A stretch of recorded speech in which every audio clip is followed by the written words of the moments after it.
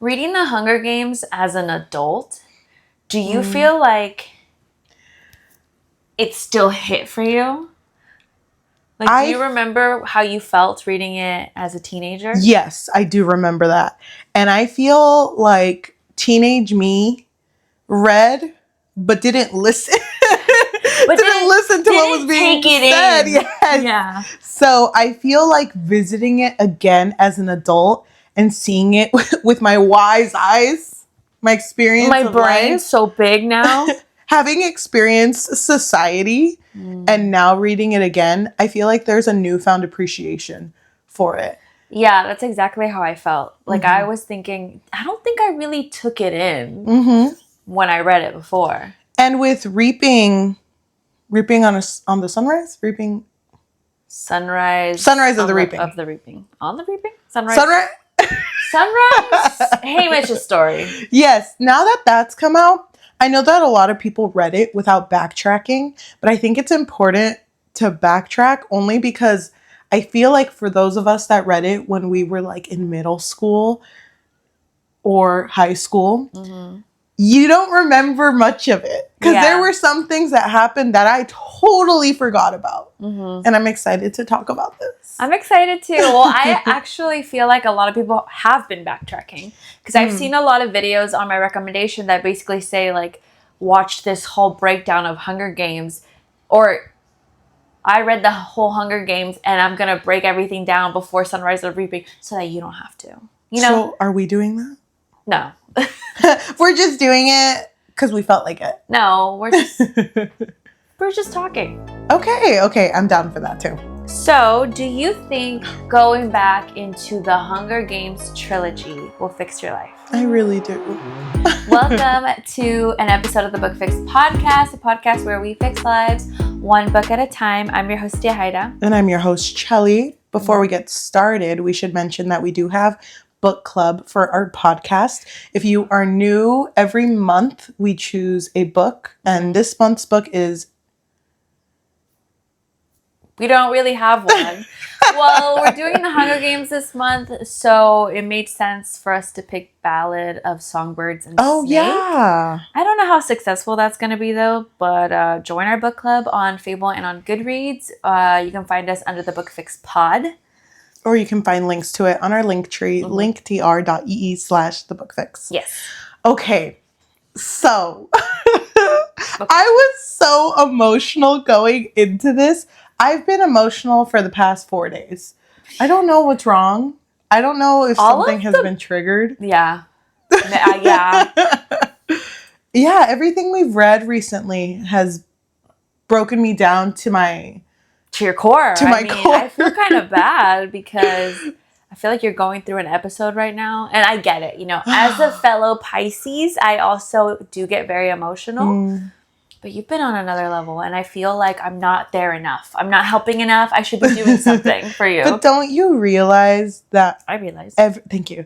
Everything we've read that has made me break down has dealt with grief in some way. Yeah. No, I realize. I realize. So I'm over here just kind of, I guess, mending myself. But I was really excited to go back into the Hunger Games. I will say, going back into it as an adult and the reading, like, the type of writing style that Suzanne Collins has, totally forgot she wrote like that. Yeah. I don't know if I'm a fan of it, only because having read it when I was younger and totally visualizing it, amazing. And then the movies came out and it came to life. But I didn't realize how little dialogue she wrote in her books. Yeah, that was like one of my biggest issues with this series was the lack of dialogue. And it's interesting because we're also going to be talking about the movies, but on Thursdays, tune in to see our thoughts. But not having Katniss's like inner dialogue is kind of crazy because that girl be thinking. It was weird too because that pivotal moment at the beginning when we're introduced to Katniss, you see her in District 12, you see her have her hunting partner Gale and best friend Gale, and then her going to the reaping and having to deal with the fact that her sister Prim gets chosen. Why did I read that all in one page with no dialogue? Like, why did that reaping not have more, like, talking? Or at least more of her, like, muttering to herself or mumbling. Yeah. Or at least, like, seeing how the district feels about, doing the reaping again. Like, how does everyone else feel about it? And I did find it interesting, though, that immediately when Gale was introduced, she was like, oh, yeah, he's like a brother to me. I can see that he's handsome. Like, everyone thinks he's handsome, but no, we're just really good friends. But isn't it funny how she was also like, but there will never, ever, ever be a moment of something romantic between us. Never happened.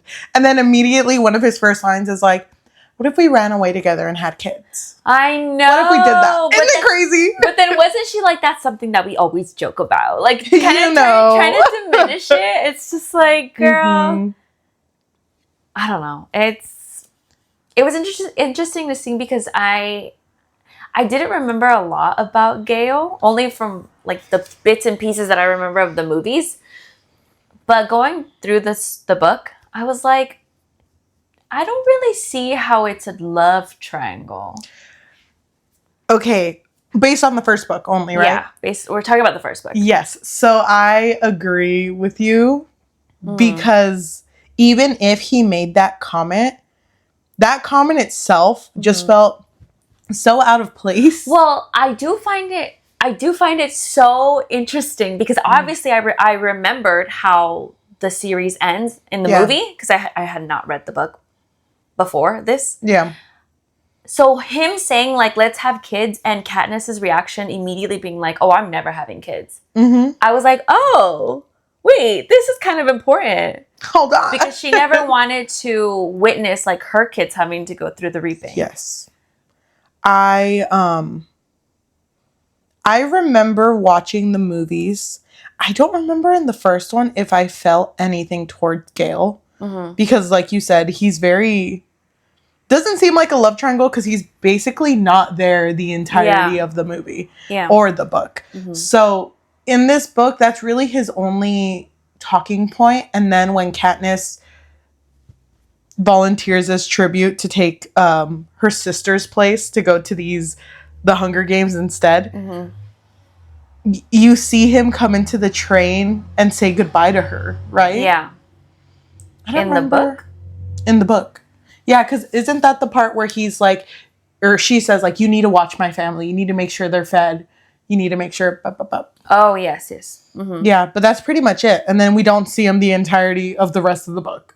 And even that moment didn't really feel romantic. Like, it kind of just felt like an obligatory. Yeah, like, take care of my family. Because I'm pretty sure Katniss even brings up in the book, well, I would have done the same for him. Had it been the roles reversed, I would have watched. I would have taken care of his family. Effie felt more important book one than any of the other books. Yes. I didn't remember her character at all until she was mentioned. And I haven't watched the movie yet, but on Thursday we will talk about it. Yeah. I have no idea what this woman looks like. I don't remember. I remember her name. I remember. I'll remember when I see it. Effie so well. I'll remember when I see it, but right now I have no memory of this lady. But when Katniss boards this bus, she boards with the other member who is Peeta, my boy. The other tribute. Yes. So in this, we didn't even explain what the Hunger Games is. Do we have to? Like, yeah, maybe. There's 12 districts. I believe you had said before that they get like poorer the further they are from District 1. And so every year they have the Hunger Games where 2 tributes from every district, a boy and a girl, get chosen between the ages of 13 to 17, I think. 12 to 17. 12 to 17. And they have to basically compete in this violent survival game. And whoever wins, which there can only be one winner, they get money.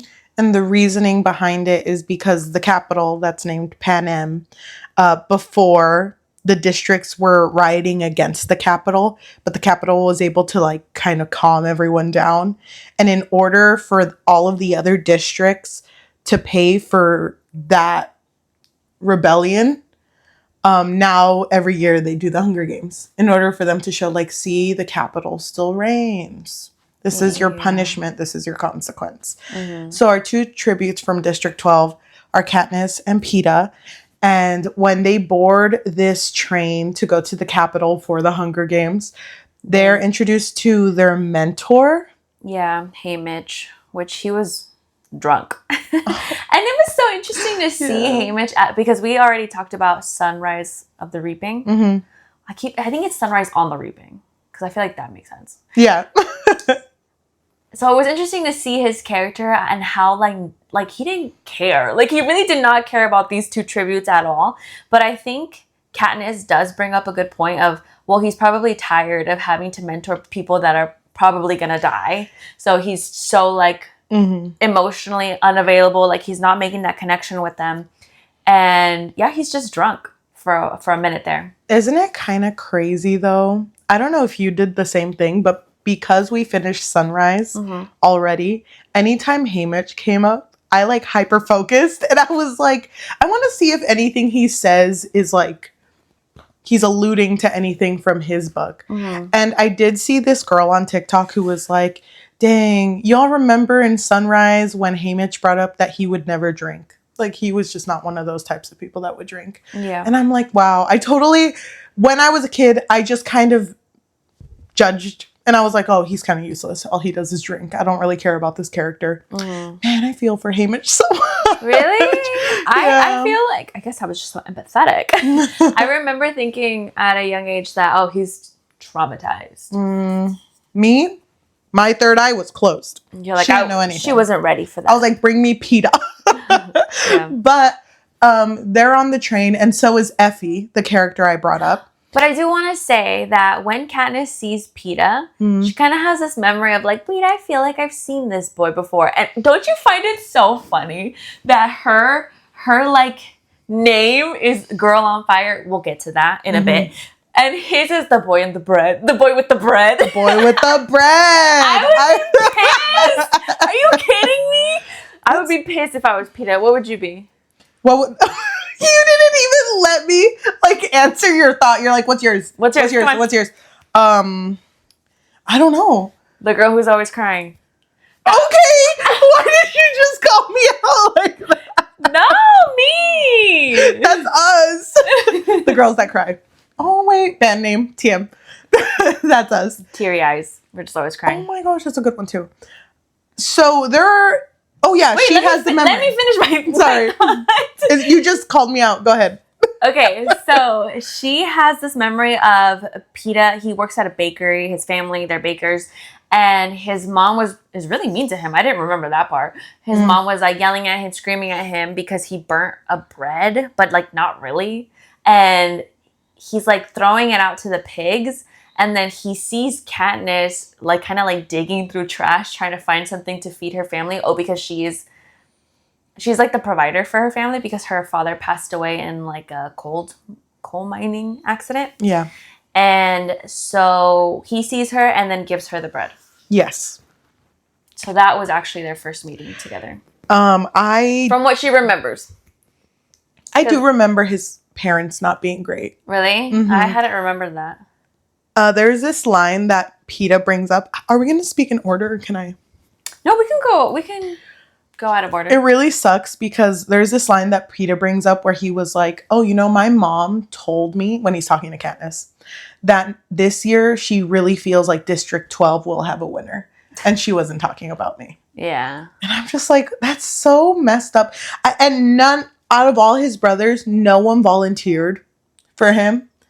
And no one would care if he passed. Like, it wouldn't be that big of a deal. That's kind of what I wanted to bring up. Like, I feel so bad for Peeta because not just in this book, but like throughout the whole series, he's kind of seen as like a very weak character. Yes. Like, I almost feel like he's just like a little fragile doll. Like, no one really treats him like... But I kind of feel like, I don't know much about Songbird, but I hear that there's a lot of comparisons between that main character and between Peeta, only because they weren't made to be fighters. They were made to be people with voices.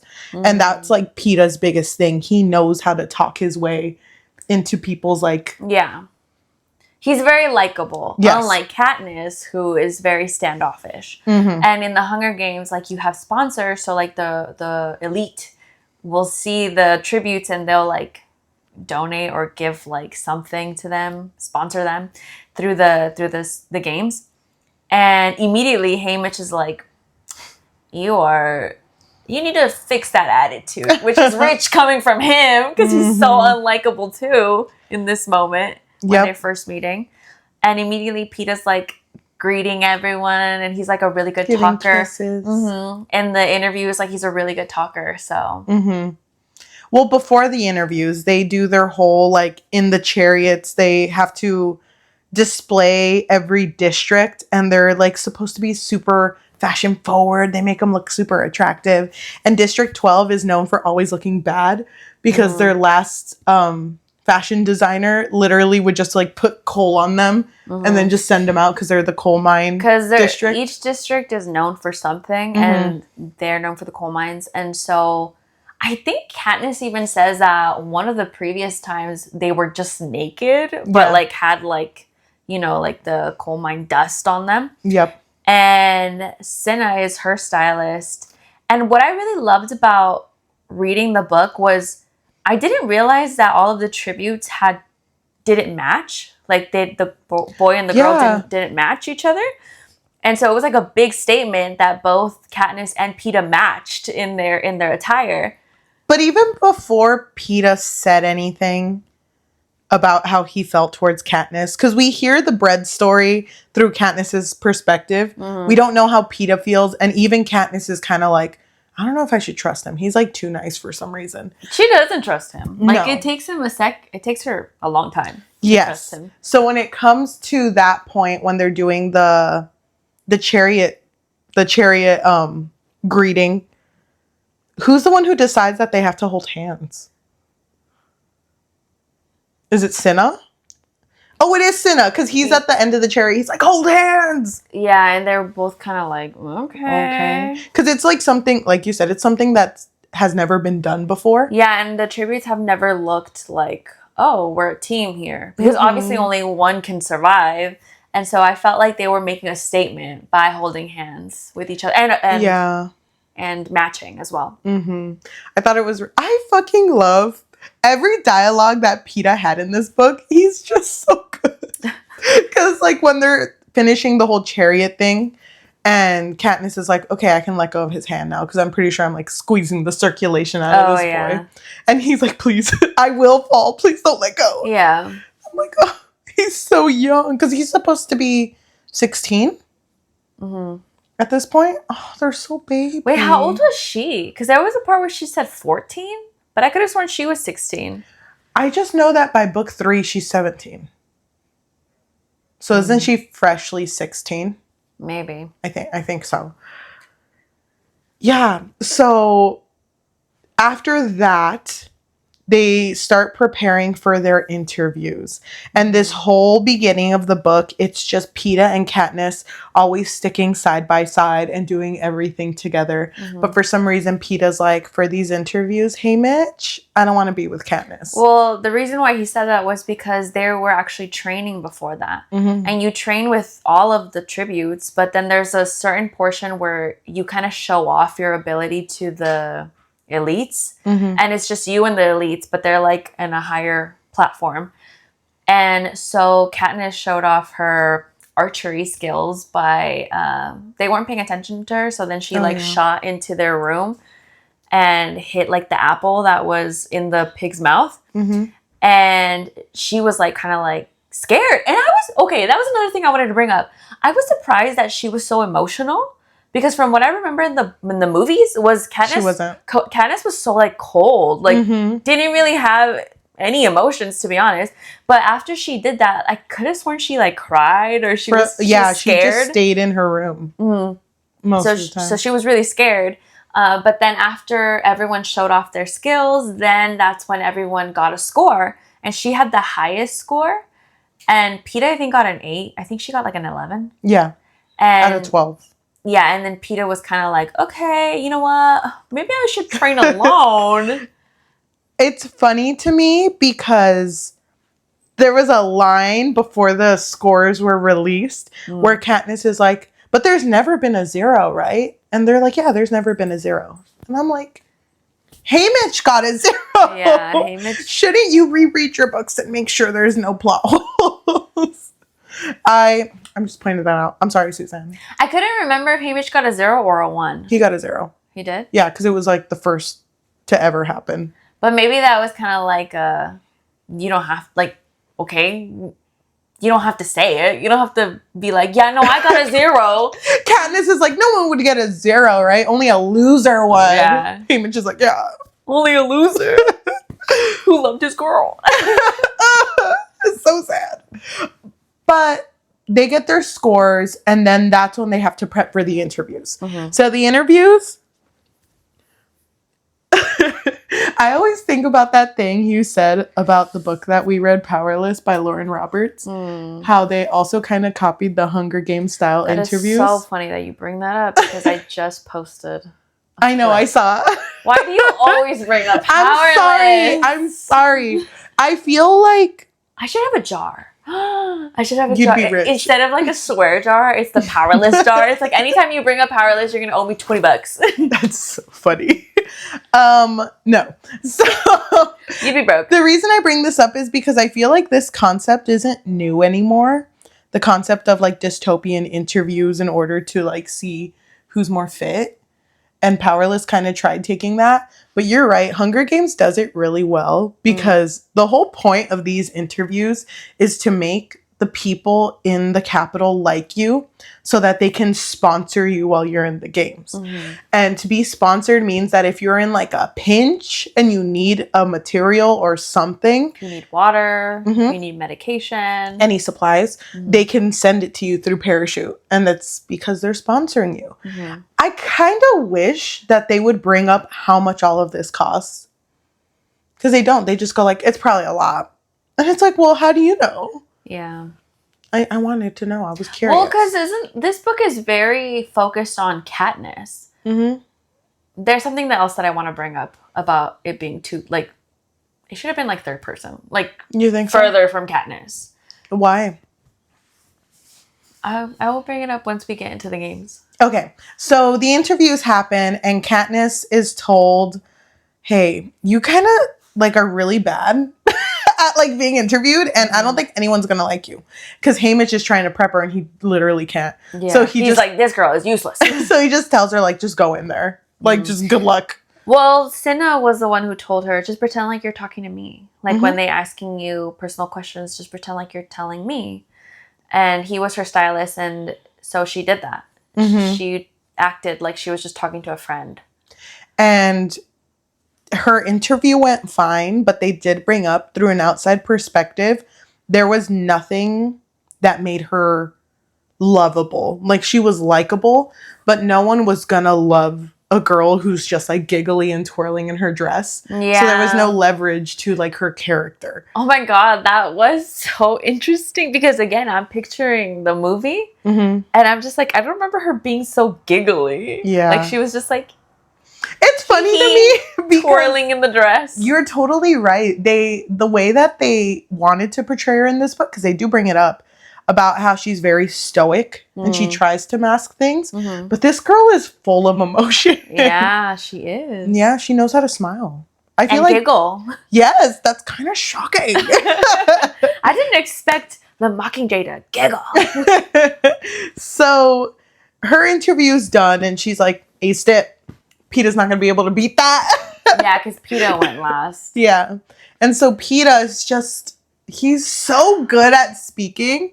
And I really like, they do it better in the movie because you can actually see the conversation. Because again, for some reason, We're not talking about the movie, though. I know, but for some reason, the entire paragraph where Peeta talks to Caesar, the interviewer person, no dialogue. It's just like, this happened, this happened, this happened. She kind of just like glosses it through everything. Like, oh, they were smelling each other. You know, I know, but it's just kind of like, I want to see it happen. Yeah. Like everyone says, he's very charming, but I want to see what he says. Yes. So I do agree with you. The dialogue was the main issue for me in the series. The only part that they did the dialogue for was the end when Caesar asks Peeta, like, oh, I bet there's a girl back home, right? Waiting for you. And he was like, well, you're right, there is a girl, but she... just like an emotional She didn't notice me until, kicking his feet. She didn't notice me until they called my name out. Probably doesn't even know I exist. Probably doesn't know. No, what? No, he didn't say that. Because then he was like, well, now she knows you exist. It's like, when you get back, then you can court her or whatever. And he was like, it's going to be a little hard because she came with me. And everyone went fucking crazy. Everyone was like, oh my God. You know what I thought was really funny? The amount of times that this author wrote the audience, like, reaction was just feral. Yeah. Like, foaming out the mouth, they're screaming, well, buck wild. Can you imagine? Like, I don't think these bitches have reality TV. So this is the closest thing they'll get. So they're just like, ooh, this is juicy. The drama is so good. I wonder how desensitized you have to be to just be like, kids fighting. Give me that. Art. That's crazy. They were crazy as like a mob. They were really crazy. Mm-hmm. And it's sad. I kind of wish I knew what they're like. Do they have any form of entertainment? Is this it? Well, I'm pretty sure we would learn more when we read Songbird, since it's about President Snow. But that's going to be really interesting. Yeah, that is going to be interesting. But as far as I know, they don't do anything. They just sit at home and be rich. That's it. That's all they do. So the interviews end, and Katniss is like, oh my gosh, Peeta, you made me look so bad. Why would you say that? You made me look weak. Like, she was so embarrassed. I didn't understand why she was so embarrassed.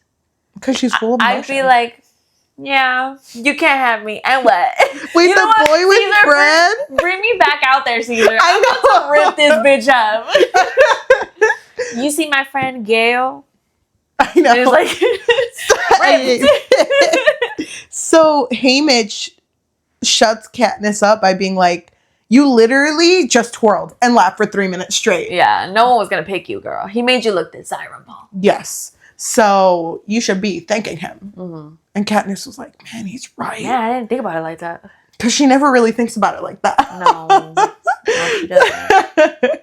So, I think it's the night before the Hunger Games, and both Peeta and Katniss can't go to sleep, so they're like sitting by the windowsill, and it's like a good spot to sit because no one can hear you there because the wind and everything is really strong, and they're both just like, tomorrow's the big day.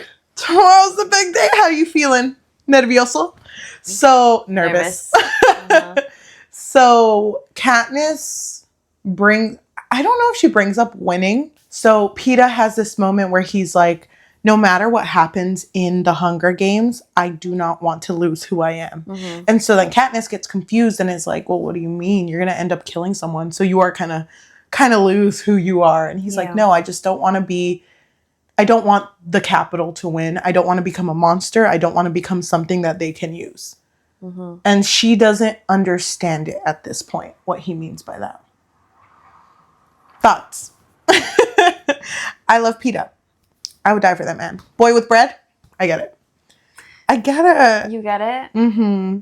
I remember reading this as a middle schooler in my my middle school library. Yeah. And no one else had grabbed the Hunger Games because no one was awake like I was at that age. Nobody knew. Reading that, I was like, oh my God, things are about to get so good.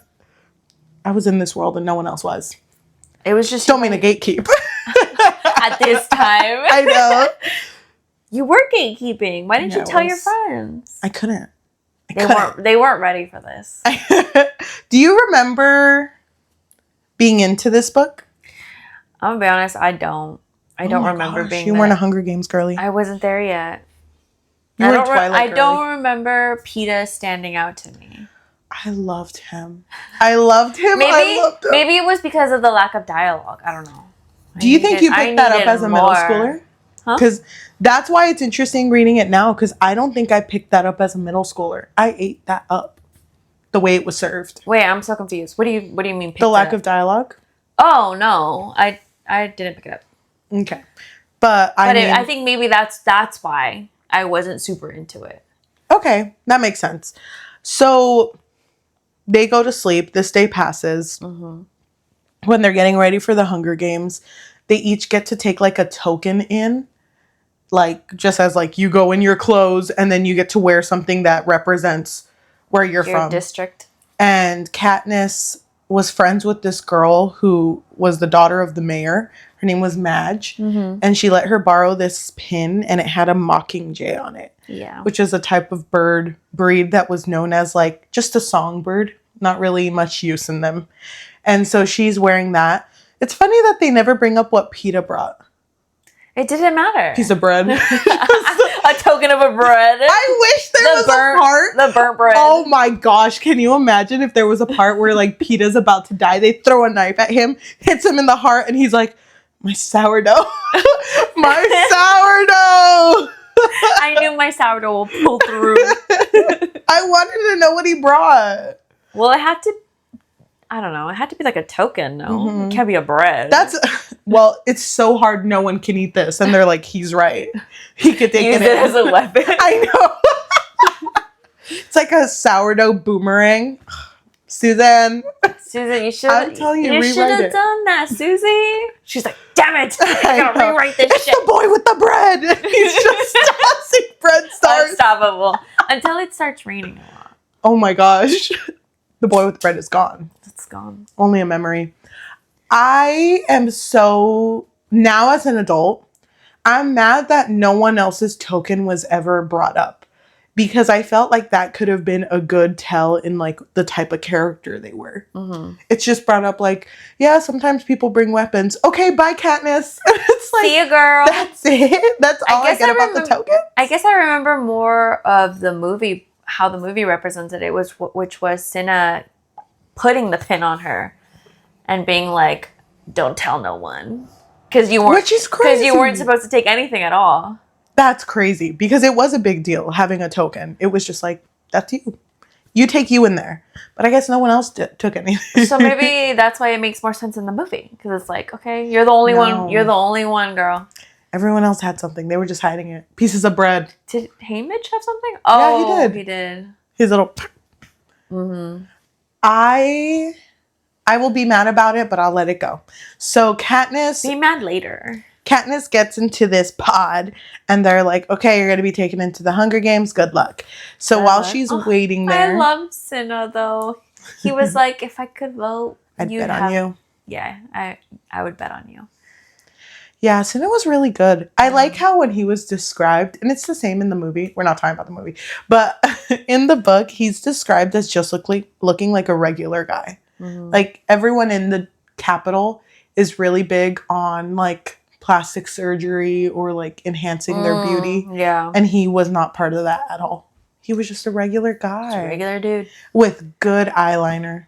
Yeah. Mm-hmm. So when Katniss starts heading up to the game, she remembers that Haymitch told her and Peeta, you guys need to just run straight into the forest, wherever like the coverage is, and look for water. Yeah, don't run into the cornucopia because that's where everyone's going to go because that's where all of the weapons are. Mm-hmm. And it's just going to be a complete bloodbath, basically. You know, but she hesitated. She was like, ooh, that bow looks real good over there. I thought it was funny, too, because her hesitation in the book, the way it was described is she was literally like, where do I go? Yeah. She was there for a bit. Back and forth. Mm-hmm. Oh, my gosh. If I had to watch the instant replay of me like that, I'd be like, embarrassed. How much money do I have to pay to get that off air? That's so not me. Yeah. But she hesitated because she saw a bow and she's like, that's me. I'm Katniss, the girl on fire with the bow. So she really wanted it, but couldn't reach it in time because while she was looking at it, she looks over at Peeta, who had come up from his pod, and he's just like, nah, girl. He's shaking his head like, don't do it. Mm-mm. He knows her so well. But it's funny because like then the bell rings and that's why she hesitates because she was looking at Peeta and it was like, I bet that was one of his strategy, his techniques to get in my mind. Oh, I know he's out to get me. And it's like, girl, why don't you trust him? He's the boy with the bread. She did not trust him at all. Well, she didn't trust anyone. Kinda. Who'd she trust? Name what? Rue. Why did she trust Rue? I guess you're right. Just a little. So the game starts. She grabs a random pack and then runs into the forest. Mm-hmm. And for the first few days of the Hunger Games, she's just looking for water. Mm-hmm. I will say, even when I was younger and reading it now, isn't it kind of crazy that it felt like no one was prepared for this? Mm-hmm. Like, they don't get to sit down being like, you're going to kill someone. Yeah. They're just like, okay, everyone train and y'all eat together and look pretty. Okay, go. Mm-hmm. It's like, that's it. Mm-hmm. So it's kind of, I felt the nervios, the nervousness when they all just kind of stood there. And I think they wait for a whole minute to assess the area and then the horn blows. It's like, damn. Can't catch me doing that. Also, I was thinking, why don't they just not? Like, what happens? There you go. What happens if they don't do it? Like, if they don't kill each other? Oh, has anyone ever thought about that? Wait, hold on. You're changing the whole book. Like, if they just sit down and they're just like, not today. Not today. The horn goes off and Katniss is the first to step off and she's like, wait! And everyone pauses. No, I was thinking it's like that scene in the Grinch. Which one? Where they're all singing at the end. Oh, they all hold hands. Oh, copyright. We're too good. That one. You know what I mean? Like, why don't they just all I just wanted them to have... Hands? I wanted them to have a Cheetah Girls moment. When the dog is stuck in the grate and it's like all hope is lost. Yeah. They're not holding hands. Katniss tells everyone to stop. Everyone freezes. She starts clapping. And then she just sings a song to bring everyone together. Yeah. I didn't realize how much Katniss sang. Like, oh my God. It didn't hit me when I was younger. Well, even when the movies came out, because I swear to you, I have a vivid memory. I could be wrong. Where Jennifer Lawrence was in an interview and she was like, I told them very explicitly, I'm not a singer. I'm not going to sing. And so when she had to sing that popular song, that was also in the book, but I think it's in the second one. The Hanging Tree. The Hanging Tree. Because in this one, it was the willow tree. A lot of trees. So I guess I don't know. Reading this series again, I was like, well, Katniss is a singer. Well, she's a star. Give this girl a mic. It's so funny to me because can you imagine if they remade the movies, but like modern, like more up to date? Katniss is over here trying to take care of District 11 little Rue. And it's like, oh, she's upset. Let me sing her a song. Oh my God. You'll know this one. Oh my gosh, District 7 Usher. I love that. I feel weird. Do you think Suzanne went into this and was like, this is going to be a movie and I've always wanted to be a singer. I'm going to throw some songs in there because I know they're going to have to write it. Well, because what I will say is music can be very powerful. Yes. It can definitely, I think it could unite people, And so I understand, and especially, it's not in this one, but like, especially when there's like a double meaning or like a secret meaning in a song, like I get it, but no, I don't know. I don't hate it. I don't hate it. I just feel like it could be a little cringe. Just a little cringe. It was a little cringe. And, because can you imagine everyone is starving and you're just like, this bitch is singing again. Like, really? You're over here talking about walking with hunter footsteps where no one hears you. But as soon as your girlie's down, you sing a whole song, three bridges and 3 choruses. That's crazy. And also, I'm sorry, I followed along with the song. I was like, okay, I'm going to try to find the rhythm of the song. Because I remember being a Hunger Games girly. And you found it. I know. At the end, you were like, ooh, I'm finally there. No, there's one note, one line in that Willow song that's 1 syllable too long. And it doesn't fit the pattern of the song. Oh. And no matter how you sing it, it will always sound bad. And it makes me so upset. To anyone looking, it's the last stanza, first line of the last stanza, the last 4 lines, the first 2. It drives me insane. Katniss, why? Sing a better song. Oh my God, by Usher. It's crazy to me. Okay, so she goes into this Hunger Games. Wait, there's something I want to bring up. Yes. Because the last thing that you had said was that she was looking for water. Yes. Right? That was my other complaint. Was that I wish this story was more of just like third person. Like let's just get into all of the tributes. Like if they would have made me care about all of the tributes, that would have been so nice. Mm-hmm.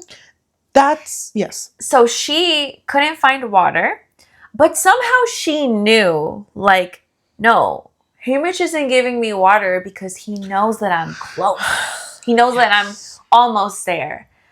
And even if that were the case, like. How do you know that you're not going the wrong way afterwards? Like, what if you're going, you're supposed to be going north, you're going south. Like, how do you know?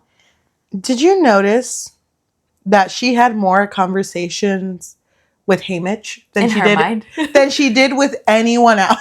Yeah. Not counting Peeta, but like even then. Anything in her mind, she was like, Haymitch just told me this. And it's like, you don't know that. Or how are you so sure? Or Haymitch just knows that I'm thinking this, so that's why he's not doing this. And it's kind of just like, I understand what you're doing. Like, you want me to know what Haymitch is thinking without actually putting his point of view in the book. But it didn't really work for me. But based on the relationship that was built that far, she didn't know Haymitch that well. No, she didn't. And I feel like with the length of this book, a good chunk of the first half, because most of the book isn't her in the Hunger Games. Most of the book is her prepping to go into the Hunger Games. So that could have been used to flesh out like the relationship between her, Haymitch, and Peeta. And even Effie, which I totally didn't talk about. I don't know why I didn't mention her. But you brought her up once, kind of. Thank you. Even her, like, there was no relationship built there. So I felt like, why are you trusting him so much and being like, no, he's won this before, he gets it. And it's like, yeah, but you've seen him 95% of the time with you incredibly drunk. And that's what you're trusting. And didn't she also say, oh, I'm pretty sure Haymitch hates me? Yeah.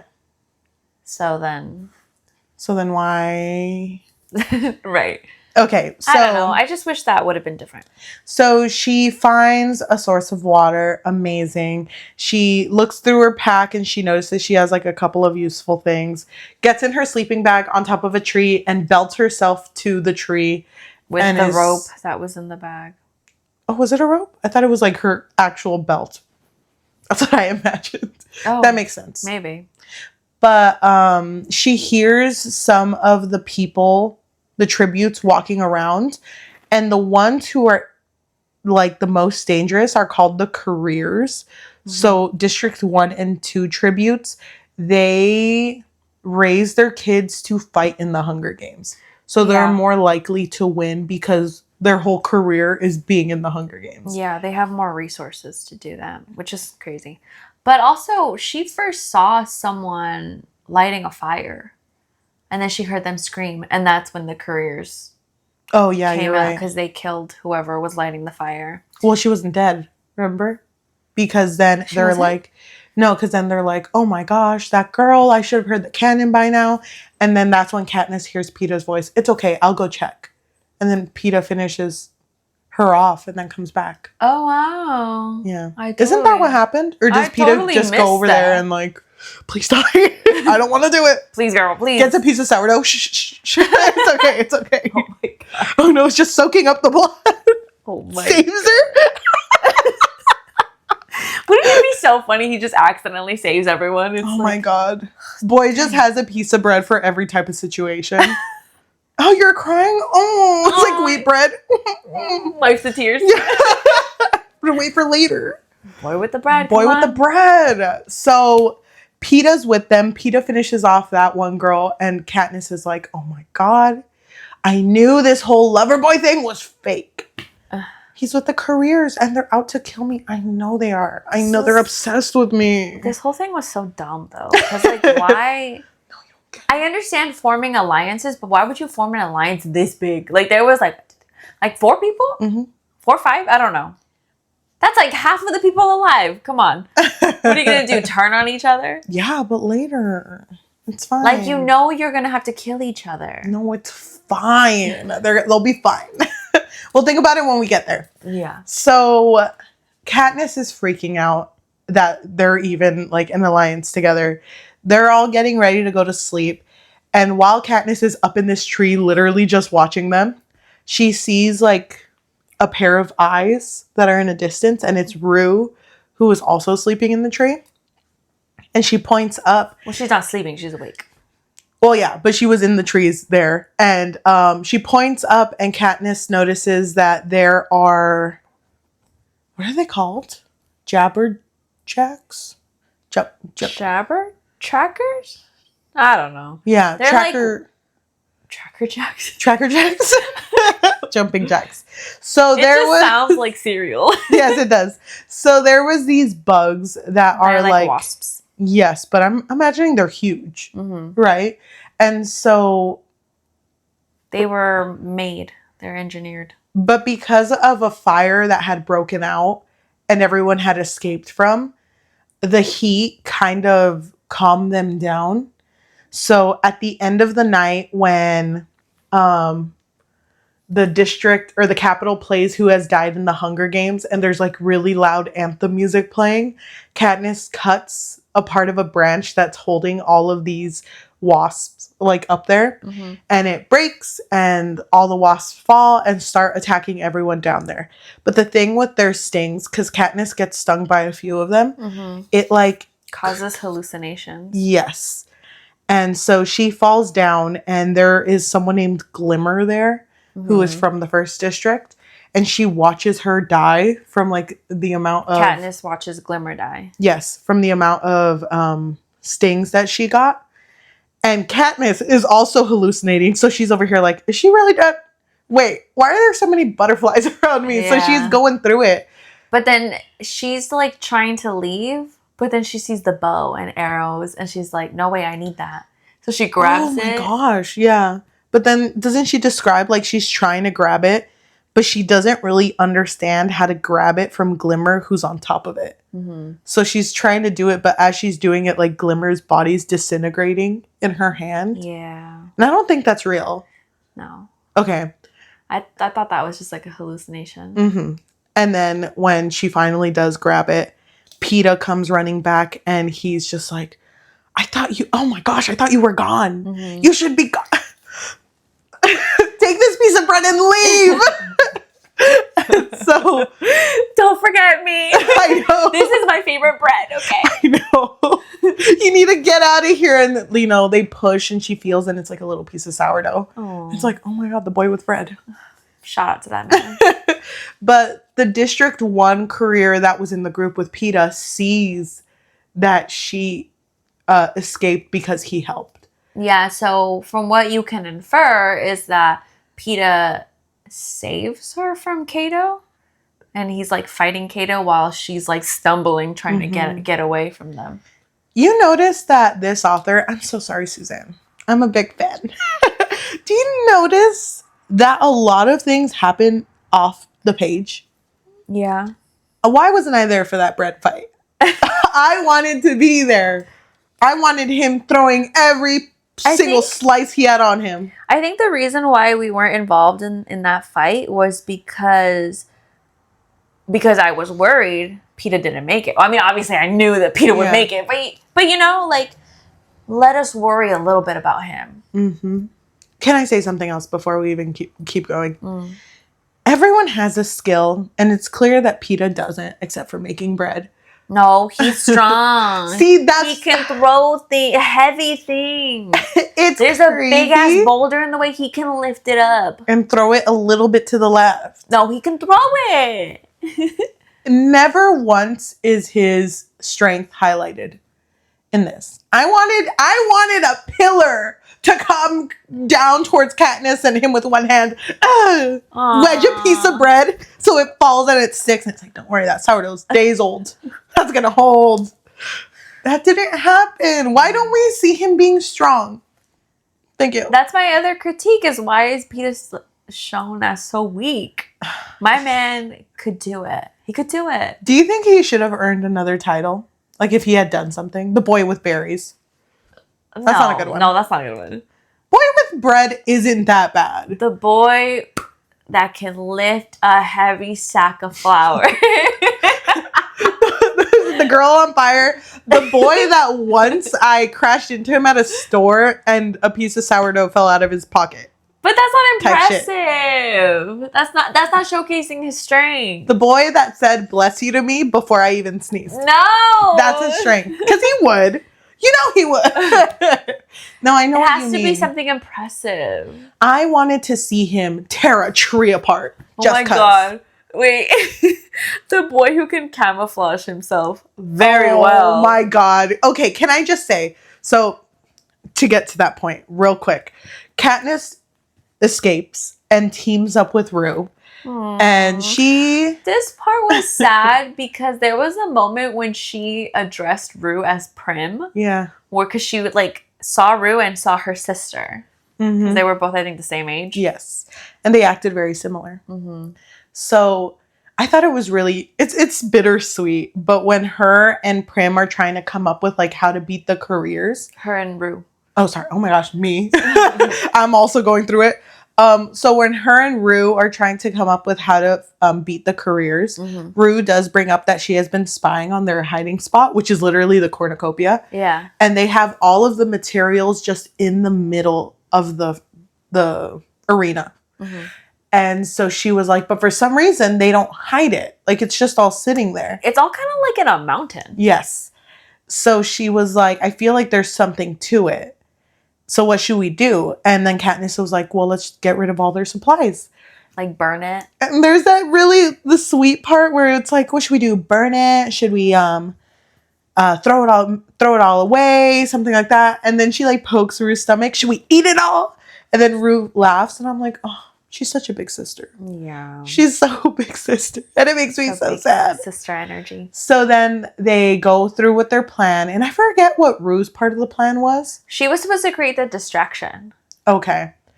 And I think she does. To get them to like leave. Mm-hmm. I think she does because they all leave. Mm-hmm. But Rue told Katniss, you will hear the Mockingjays whistle my 4 tones. Because they copy what they hear. Mm-hmm. And that's how you'll know I'm okay. And I guess when Katniss finished her side of the plan, which was her realizing that the arena had been like set up with a bunch of mines. She makes an apple out of a burlap sack fall out. And then it just explodes everything. And she loses her ability to hear from one ear.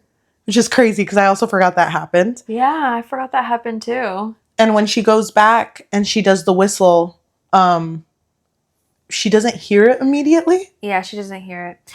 Well, at first I do want to say, why did she burn up their stuff? Why didn't she just take it? Because she didn't know how to get in there without, getting in it. I think the point of I know. She could have done it. I think the point of the whole thing was like, the only reason the careers are winning is because they're not thirsty. They're not going through like starvation. They're not going through all this. And they probably don't know how to gather all those things because they've always relied on their strength. Mm-hmm. So if we take all of that away, then we actually have a chance on beating them. Because then they'll start getting thirsty. Yeah. And it's like, time out. I'm thirsty. I'm too hungry. You would never fight someone that's thirsty. You would never do it. I know you. I know. Stop. Wait, Hunger Games timeout. Yeah, I think that was the whole point, though, to like even the playing field. Mm. That's interesting. So when she goes back to get Rue, she notices that the Mockingjays don't sing immediately, so she starts looking for her. And when she finally finds her, she sees her get speared by one of the careers, like immediately. And it happens really quick. Mm-hmm. Like Rue's death happens, and then Katniss immediately kills the person who did it. So she has no time to recognize that that's her first kill either, because immediately she goes to Rue, and Rue, who is in the middle of like dying, tells Katniss not to leave her, and Katniss doesn't, and she's like, you know what, Rue? This reminds me of a little ditty. Well, no, Rue asks her to sing. Oh my God. And did Katniss sing? She sang her heart out. It's just weird to me when authors write their own songs. I don't know. Okay. All of a sudden, you're not a fan of that. Would you? Would you write a little ditty? Well, I'm not really a songwriter, so no. No, I've never in a song. Have you? Your first? No. That's shocking. I feel like you would. I feel like you would make musicals. Oh my god, wait. Okay. TM, but soon to come. No, I feel like, to me, I find it cringy in a book because it just throws me out of it. You just reminded me of when we talked about Markless. Remember that? And you were so cringed out because it's like, she was like a singer, no? Yeah. So when she fought, she had to like sing a song and everyone had to join her. Yeah. And we made choir. We made the joke like it's Beyonce. No, like, you made that joke. Thank you. Everyone! We all know Queen Bee. Oh, I love that. Looking so crazy. Right. I don't remember any songs. I was like, please, one just come to my mind. Funk in love. Oh my gosh, that sounds just like it. All night. If someone gets that, edits it, and puts it together, like gets rid of the gaps, it's exactly right. Too good. I get you though, because I feel like a lot of the times it could feel very cringy. Yeah. And especially when the stakes are so high, like you just lost this poor girl. You're gonna sing a song. Rue's been she passed away. I'm so sorry. She passed away a minute ago. You're still singing your 5-minute song. We never said spoilers ahead. Someone at this point. Wait, are these spoilers? So sorry, these are spoilers. Read the book. Watch the movie. I felt so bad for Rue. She was only 12. She was so little. She was so cute. Mm-hmm. So then Katniss, because when someone passes, a cannon is fired, and then they bring a hovercraft down and take the body. And she knew that they were going to do that for Rue. So she immediately gets a lot of flowers and puts them around Rue. And because she has a moment, she doesn't completely recognize this yet, but she has a moment where she remembers Peeta saying, like, I want to die as me. So she didn't want Rue to, like, show injury. So she put flowers all over her to kind of try to resemble what she looked like before. Yeah. And then she does her 3 middle fingers, kisses it, and then holds them out to the sky. Yeah. Because in District 12, that's a way to show like a goodbye to someone you really admire or love. That shit got me fucked. It was a really sad moment, but everything just kind of happened so fast. So I felt like I didn't even have a chance to mourn her. Yeah, you don't. Because immediately the announcer comes on and is like, we're going to change this Hunger Games, a little bit of spice in this. If the 2 tributes from the same district are still alive by the end of the Hunger Games, you 2 can survive together. Like, you both will be the winners. And it's funny because no moment before this did Katniss have a nice thought about Peeta. No, it's so funny because I was like, this girl does not think about Peeta once. Like, she's just like, who? Oh my god. Who's that? And she, Peeta. Rye? What's his name? Rye? He's a type of bread, I think. Him, the boy with bread. The boy is bread. I can go get him. So she's like, oh my god, that was always my thought from the beginning. Let me go get this boy. Yeah, working together. Love that. And she remembers hearing that he had fought Cato. And he wasn't going to make it because he was badly injured. Yeah. So she tries to backtrack to where they were to find him.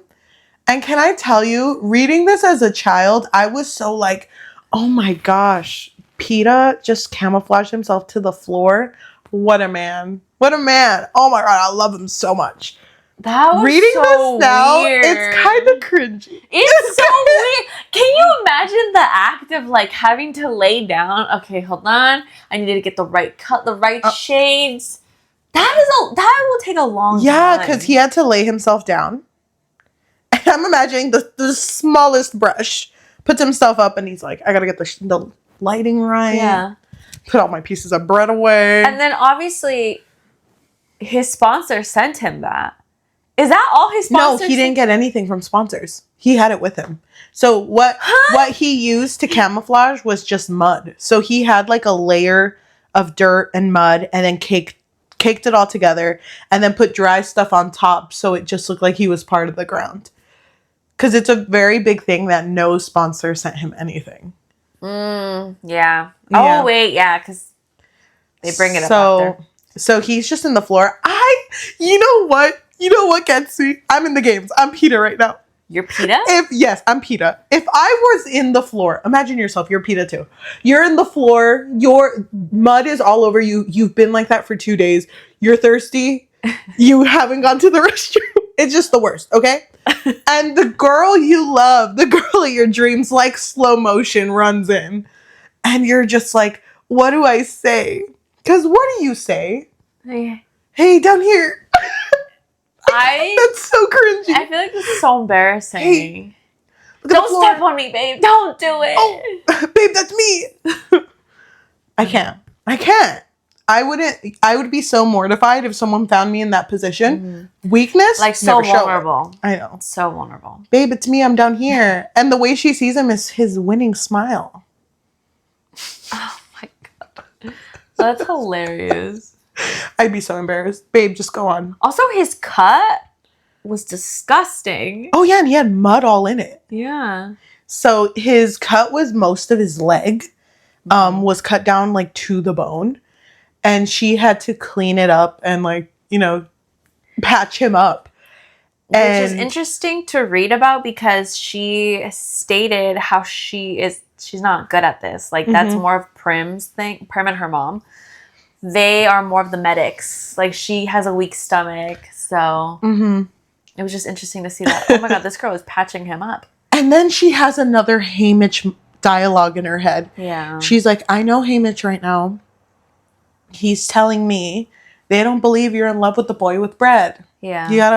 You gotta kind of push the romance. You gotta spice it up. And it's funny because in other books, they bring up the moment in the cave is so romantic, so much flirting. Not really. Well, they were just talking. But I will say, I don't remember them kissing this much in the movie. They kissed a lot in the book. Like, they were, cada ratito, every like little moment, she'd be like, mwah. It was funny though, because like, when he was still 6 feet under, buried in this mud, he's like, oh, can you come closer? I need to tell you something. And he whispers in her ear, it's totally okay if you kiss me. Like, it won't be weird. No, trust. It's good. Yeah. We're good. We're bros. It's fine. We're bros. And then, when he's like getting out and she's patching him up and it's like, wow, I wonder what can help you. Yeah. And he's mouthing to her, if you kiss me, maybe this will get somewhere. And she just laughs it off because she's not really thinking much of it. So when they do finally kiss, he becomes such like a smooth talker because she recounts the whole bakery incident with the 2 burning breads when they were 11. And then I think she gets cut off. But she was trying to form a story of like, and after all this time, And then for some reason they get cut off. And I think it's so funny because then he backtracks. He's like, what were you saying again? Like, bread, no competition with Gail, best thing that ever happened to you. And then she's like, I didn't say that. And he's like, oh no, it was probably just something I was thinking. Because he does bring up that he just like kind of assumed that she was dating Gail. Spoken for. Oh my gosh, I love Peeta. Pull yourself together, girl. Did you like Peeta? Yeah, I like Peeta. Not nearly as much as you, though, but... Peeta. I love Peeta, but now being an adult, I realize he did nothing. To me, he was an accessory. Yeah, like... He didn't do much. A purse. Or a bread. A bread purse. For the boy with bread, he had not that much bread on him. Well, yeah. A little disappointing. He can't bring bread. Whoa. Oh my gosh, at the end of the book, his token... I'm telling you, he should have been saved by his token, and it's a piece of pita bread. I would have loved it. I would have ate that up. You lost your chance. I guess I don't. I guess I don't see that. Because then it would feel more of like a joke. Like, and I feel like Susie was trying to make art. Maybe. A political statement. Okay. Right now, think of Peeta. Keeping it serious, what would his token have been? A heart pin. Because I love love. Oh, he's an ally. Sorry, my hair is kind of... No, I just feel like he would have something that would showcase how much he loves love. Like, just something, he's a gentle soul. I think it would have been interesting having seen... He has a bow and arrow. For you, babe. I think the flower. It would have been... You see this little piece of canvas? It's actually a piece of a flour sack. My first flour sack I ever carried by myself with Pa. I would have loved that. I would have liked, like I said, I would have liked getting to know the characters with tokens. And it would have been interesting if in the first book, Peeta didn't take anything in with him because of how little he viewed himself. Yeah. Like, it would have been nice to know, like, yeah, I didn't bring anything because, like, what really defines me? Yeah. I love Peeta. You ever have those moments when you read a book? I'm so sorry. I don't mean to call out Suzanne. I love her. But when you read it and you're like, I could have written it better. Yeah, that happens every now and then. I was feeling that with this. But I feel that with a lot of things. Thank you. I could have written this better. I could have made that Peeta beautiful. The Peeta bread? Yes. Or the Peeta the man? Peeta the character. Peeta the man with bread. Oh, okay. The boy with the bread. So they are now... I feel like we should skip forward. Yeah, they're showcasing their relationship, whatever. Peeta's not getting better. His leg is busted. And so then the announcers come up and it's like, I noticed that those who are alive really need something. In those exact words, too. Yeah. Really need something. Really need something. Oh, so sad. I know. So at the cornucopia, there will be something that each of you really needs. Yes. Katniss goes. Another moment of Katniss just knowing what Haymitch is thinking because she gets sent like a gel, like some sort of a syrup. A syrup, there you go.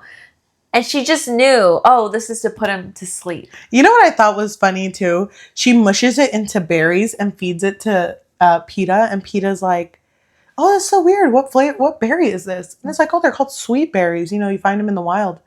You're telling me a boy who makes bread for a living doesn't know a berry? He would know his berries. He should know his berries. Holds the spoon. You're lying to me. What berry family is that? I was thinking, that's so funny. It's not the poisonous berries? I know. He's out like a light. Oh my God. Oh, that would be sad. I hate it, but whatever. He goes to sleep. He's out for like a day. She goes to the cornucopia, gets the bag, comes back. Gives a syringe to Peeta. And it's funny because then she passes out. And 2 days later, she wakes up and Peeta's like, you good? You good? I woke up, you were in a pool of blood. But you look good. Yeah. And their last fight is with Cato, which is the main District 1 guy. But Cato was running. Cato was running from something. And then it was like little beasts that looked human-like. But then once they get on top of it, I think... No. What happens? Okay, so... Like, they get on top of it. They get on top of the cornucopia, and at this point, Cato's not even worried about the fight. He's just kind of like, they can't get up here, right? And so Peeta and Katniss look down, and they notice that all of these mutts have the eyes of all of the other people who were tributes in this fight. And I think that's really funny that they realize that, because it's like, you guys were together for how long? You didn't talk about a single one of these tributes, and you remember Glimmer's eyes. I was a little bit confused by that. I thought like, the face looks like Glimmer. It was just her eyes. It was just the eyes? That doesn't make any sense. Do you recognize people by their eyes? I would recognize your eyes. Yeah, I would recognize yours too. But would you recognize like someone I just met? No. No, let me see. Like if I showed you a picture celebrities' eyes? Yes. Yes, I can do it. Okay. There's videos of people doing that or like their lips. Like, what if I showed you a picture of eyes of people you've worked with in the past? I think I could do it if I was close enough to them. But they weren't close to these tributes. So to me, it doesn't really seem realistic. It would have been realistic to me if it were Peeta. But Katniss was the one who was like, that's Glimmer.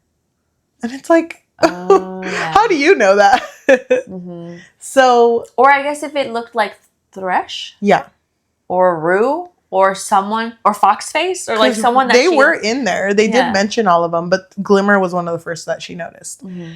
But they noticed this, and then Cato, after he gets like his bearings, they fight, and just really disappointing how little Peeta does.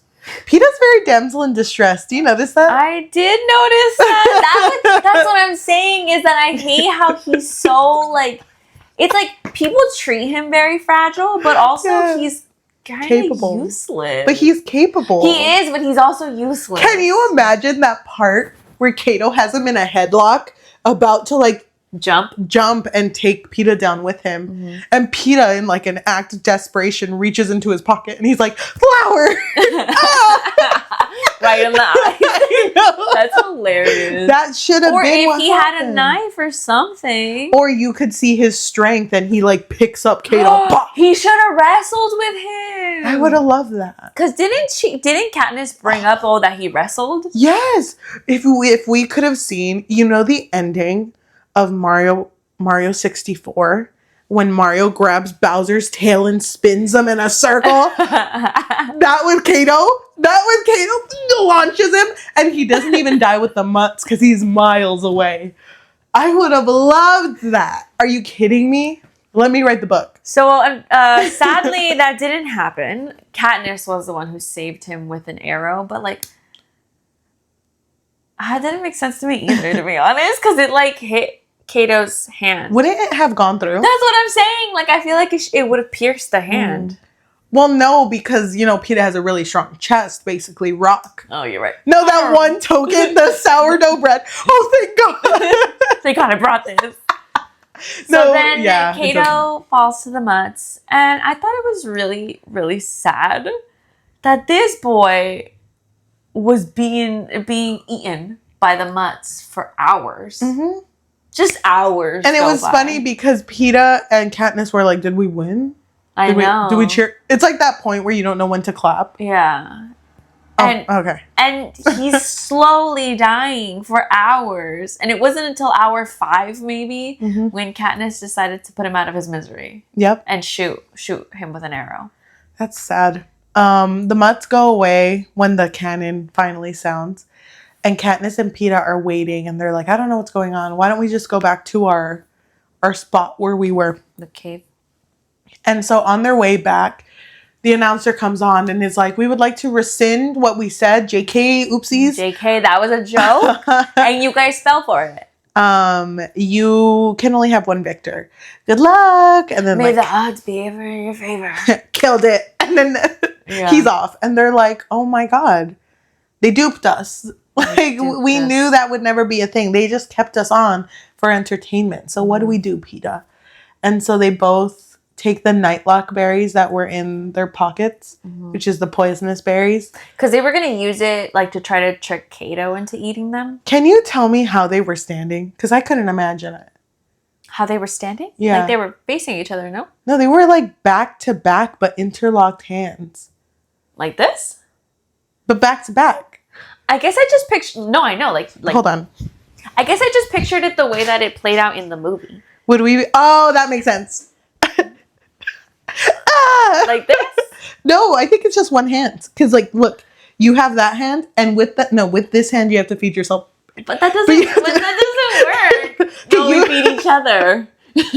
How romantic. Because what if it's like that, and it's like, no, babe, let me go first. I swear I'll wait until you... I swear I'll wait.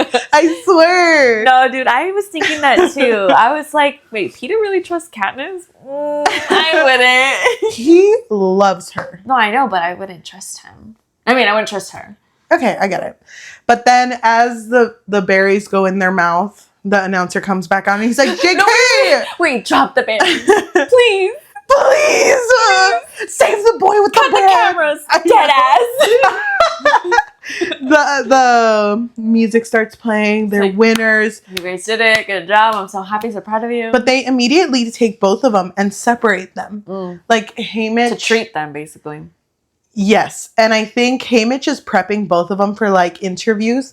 And Katniss keeps asking, like, oh, but he was like, girl, the Capitol is pissed at you. Because that thing that you were going to do was an act of defiance. So you need to make them believe that you're just so crazy in love by Beyonce with Peeta. And you just couldn't think. You couldn't think about living without him. Haymitch, that was love type shit. I know. You don't get it? It was love type shit. So they have to prep for interviews as like the victors, and they don't get any time to just talk as them. But Haymitch had told Katniss what it looked like and had told her, you need to make it look like you're in love. And so she does that. They're like interviews where they're sitting in like a love seat and she sits on Peeta's lap. And it's just like a huge thing. Like, oh my God, they're so in love. I think that's really awkward. Cringe again. Because like I can't imagine like being a viewer of this and being like, oh yeah, they're so in love. Because she was on his lap, head on his shoulder, and was like, hey, Caesar. I just couldn't imagine my life without him. Can you blame me? He can lift a sack of flour like it's no one's business. It's like in the middle of the interview. I'm getting a little hungry. Are you hungry, Caesar? What are you feeling? Sourdough? No? Okay. No. What it's all in his jacket. It's like in the blazer. Instead of weapons, girl loves her bread. I hate it. I hate it. We get to the end where Haymitch, Peeta, and Katniss are all together. And I think Katniss brings up, yeah, the Capitol was so pissed. And Peeta was like, okay. Like, why does that matter? What does that mean? Oh, I remember. Right? So this whole time, she was acting super in love with Peeta. And he was too. And he was too, because he is in love with her. And so at the end, she basically says like, oh my God, we really got them. Yeah. Like, we're really playing it up. Good job. Go team. Yeah. And then he felt like, wait. What are you talking about? Why don't you guys let me in on whatever you guys are planning? And so he felt very stupid, and he got mad at her. At this point, Katniss is like, oh, he was for realsies. He was being for real. Wait. Oh. And so she feels bad, and then he asks her, like, was everything we went through fake? And because she doesn't know how to explain her feelings, she just goes like, I don't know. Yeah, no. Like, maybe. Some of it. So? We're here. We're alive. We did it. You know what? Talk to the hand. Talk to the piece of bread. And he leaves. Yeah. Breadcrumbs. Following. Leaving a trail of breadcrumbs. The end. Is that how it ends? Yeah. Sad. It's just him. But did anything happen with Dale? No. No, because we don't see him at this point. They get to live in the Victor's Village, population 3. Their roommate, Haymitch. I know. Haymitch is like, wow, our population size like tripled in these past days. Crazy. I'm the mayor. Pissed. He's like, this is why I didn't want you guys to win. I know. Oh my gosh. The end. The end. I feel like one of us on this couch is a little more excited than the other. Go ahead. Cast in your vote. Place your votes. I'm sorry. I feel very mellow right now. I feel like Hunger Games didn't leave an impact on you when you were a child. Explain. I'm going to be so honest. I don't know if I read the entire book when I was Do you remember what age you were? Like what grade? No, I don't remember anything. Do you remember why you picked it up? Or why it picked you up? It chose me. Well, I would read a lot. But I think at the time I was really into like more so like thrillers, not true crime, but what are they called? Like crime thrillers, I guess. Yeah. So I remember reading one of those, and then somehow I ended up picking up Hunger Games, but I don't think I read the entirety of it. I lived at the library. Dude, me too. So I remember, I didn't grab this from the library. I was gifted this. I feel like I bring the story up a lot. My lore. Okay, I was gifted this by the librarian because I had reached like a very high status of reading and they literally couldn't give me anything. Yeah. Because they were offering me, they had like this book called, these books that were like the white sticker section. And there was like a total of 20 of them. And they were like, yeah, you're a high reader. Go read those. And I remember I picked one up. If anyone can find this book, it was literally about like segregation. And then a white man gets in an affair with like the maid. And he feels so like disgusted by it that he does very horrible acts that no 7th grader should ever be reading at that age. Oh my God. And I remember taking it to the library and like, what's this? Like, what? Can I read this? Am I going to get in trouble? And she was so like, oh my gosh, I'm so sorry. And I remember finishing the book because I had showed it to her after I finished it. And I was like, well, I took an AR test, passed it. Like, are all the books like that? And I remember she felt really bad. And that was around the Scholastics time. And she was like, here, you should read this. They say this one's really good. And then I got the Hunger Games. Traumatize you again. I know, traumatized me in a different way. Came in, I was baking all types of bread. Oh, that's why I'm a baker now. But I remember reading it and immediately I was like, this is my hyperfixation. This is my whole life. But no one I knew was reading it. Yeah, I don't really remember anyone reading it at that point. It wasn't until maybe like high school. It wasn't until the movie came out when I started hearing people talk about it. Yeah, probably. Yeah, because I remember. That sounds about right. I remember when the movie came out and I was like, middle school me would have loved this. She would have loved this. She's sitting in here with us right now. Aw, how cute. And I was so happy with like the entirety of like book 1 and everything that came with it. But reading it now, I realize, I feel like this is Suzanne Collins, one of her first books. Because reading Sunrise had a very different feel than reading this one. And I feel like the thing that really took me out was the lack of dialogue. Yes, I definitely agree with you. The fact that the person she talked to the most was Haymitch, who she wasn't really talking to. But through her mind? Yes. Yeah, I hated that. And she, for being someone, I know that she's a hunter. It doesn't mean that she's emotionally gonna be the greatest person ever. But she really can't connect the dots. Like, she really can't What do you mean? be like, oh, Peeta does like me. Like, she couldn't do that. Yeah. Well, I mean, we can get more into her romantic side. Or lack thereof.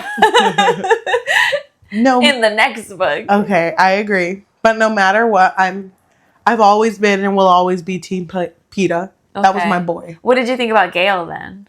In book 1? Sure. In book 1, I didn't mind him. Okay. I knew what was being set up when I was reading it. You were like, I know what you're doing. I know what you're doing. And I know that 20 years from now, I'm going to talk about this in a podcast. Somehow, I blame Wait, not 20 years from now. Don't date that at all. They're going to guess my age. Wait, I'm not that old. I'll take anything for that. But I remember reading it, knowing what they were setting up, and knowing that it was going to become a thing like Twilight, where there was like Team Jacob and Team Edward. So me, by myself, no one reading it, I'm like, who's Team Gale? It's like no one knows who he is. Wait, hold on. Now I have a question. What's because we filmed a trope versus trope. Yes. Go check it out. We were kind of slaying in that one. And you brought up that you always pick the wrong one. I do. For who? All the books we've read for the podcast. Because I don't want to spoil anything, but I chose kind of slay in this book. But, like, I chose correctly in this one.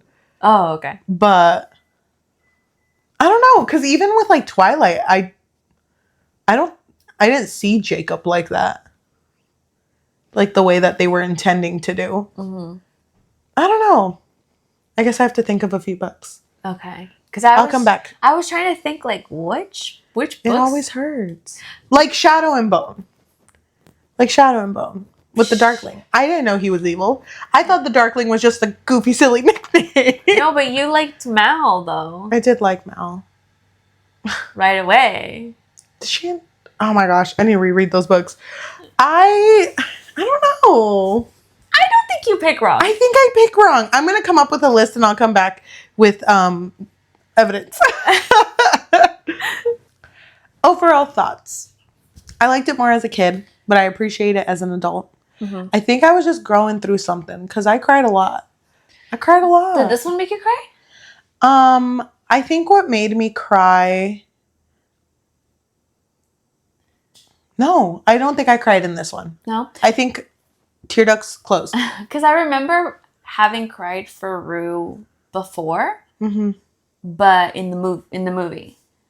I feel like the book didn't give me a chance to really... No, because then I had to read the stupid lyrics. It was... Oh, I guess I gotta find a beat for it. Let me pull out my drum set. I'm just so musical, so I'm trying to find it. Me. I couldn't. It really took me out. I don't think I cried in this, but I did. I could imagine having cried in this when I was younger. Or have been super emotionally invested. For this one, it just kind of felt like I liked it because I known that I've liked it. Like the familiarity of it. Yeah. And I mean, I do really like the plot. You know what I mean? Like, I like this concept. And it's very well liked. Like, they always say that Hunger Games did it right. But I guess when we go into book 2, we can talk more about that. Overall, I think I would give the first book like a 3.75. Like a 5 out of 5. No, I'm saving that one. But a 3.75. I'm sorry, does it get better? Stop! Why is that so low? Because I'm low. Comparing the 3. 3.75. The big 3. The big 3. 3.75, a 4 on Goodreads. What? I feel like... You think it was solid? You think this was the one for you? No, but I think a 4. Okay, that's very sweet. 4.25. Oh my God, look at you on the higher side. 4. I'm just kidding. I just keep going. Okay, I get that.